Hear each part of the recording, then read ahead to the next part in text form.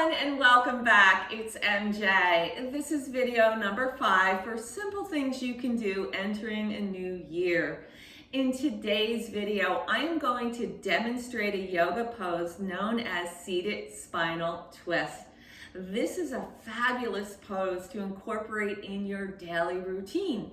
It will bring flexibility to the erector spinal muscles. It will also increase blood flow to the discs. So important, especially as we age. We tend to get compression in the spine, so the disc space really gets shortened. So this is a fabulous pose.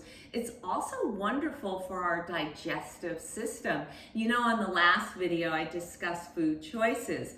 So if you find that you have too much sugar or fat in your diet, even alcohol, this is a great pose to detoxify the kidneys and the liver. So let's go ahead and get right to it. I'm going to extend my legs out here, and I'm going to draw my right knee into my chest and then cross the right foot over the extended left leg in this case. Now, you have an option to keep the left leg extended, or you can fold it in. I'm going to fold it in here. When you fold it in, there are a few things to keep in mind. The first thing is to make sure that your right sitting bone is rooted into the earth. Sometimes it may be lifted.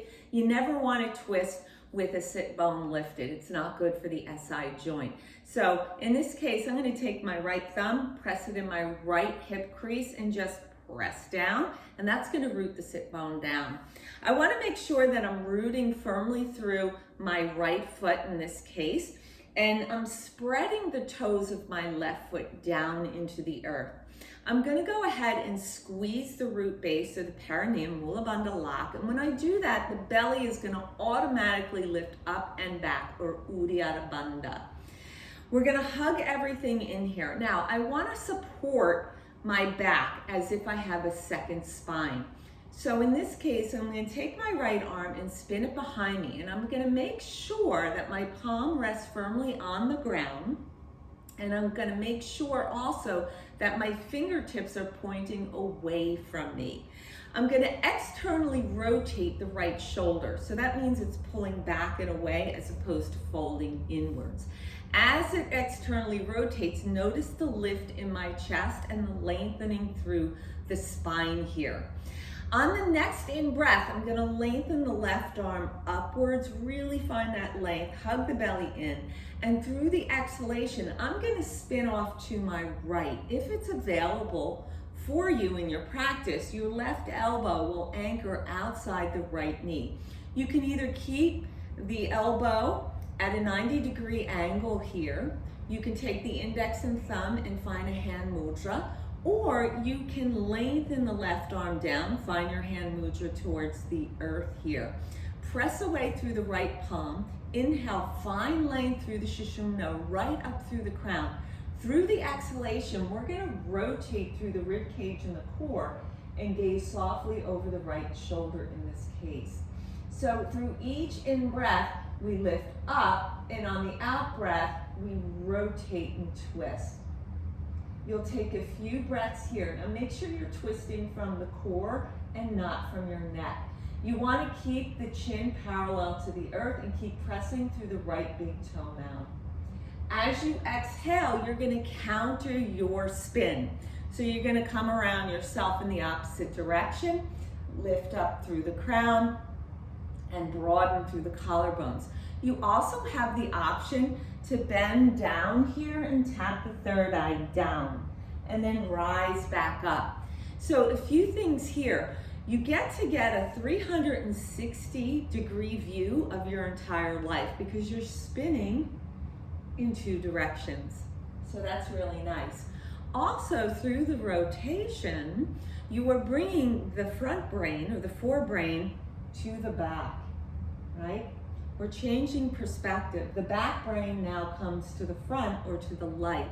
And so the idea here is that we're taking a look into the areas of the back brain or the subconscious mind where we tend to tuck away things in our life, and they act as emotional imprints. and so they can create obstacles.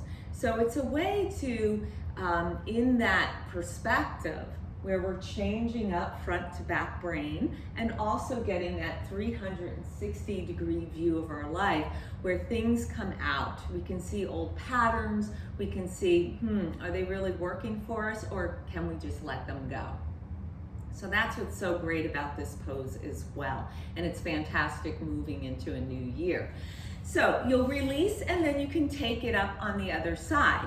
In this case, we'll draw the left knee in, we'll cross it over the extended right leg. Make sure you compress the sole of that left foot down, press through the left big toe mound here. You can keep the right leg extended or you can fold it in. Once again, reminder, is the sit bone down? Right now you can see it's up. So I'm gonna take my left thumb into the left hip crease, press down, now I'm rooted in there. I want to have that brace of a second spine. So in this case, my left arm's going to travel behind, fingertips away, press the palm down, and in that action, there's an external rotation of that left shoulder. So there's a broadening through the collarbones here, which is great. Squeeze the root base, the perineum, Uddiyana Bandha, belly moves to back, spine, and lifts upward. We're going to find the ascent of the right arm here. Through the exhalation, we'll spin to our left. So the right elbow's outside the left knee here. You can use isometrics against the elbow and the knee. We can stay up here at a right angle. We can take index and thumb for the hand mudra, or we can lower that arm down, lengthening it. Inhale, find the rise through the spine. On the exhalation, we twist, gazing over the left shoulder in this case, chin parallel to the earth.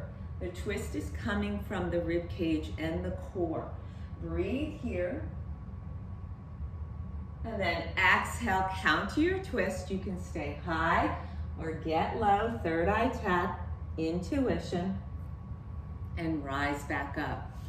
So that's it, seated spinal twist. Have some fun with it, everyone. Namaste.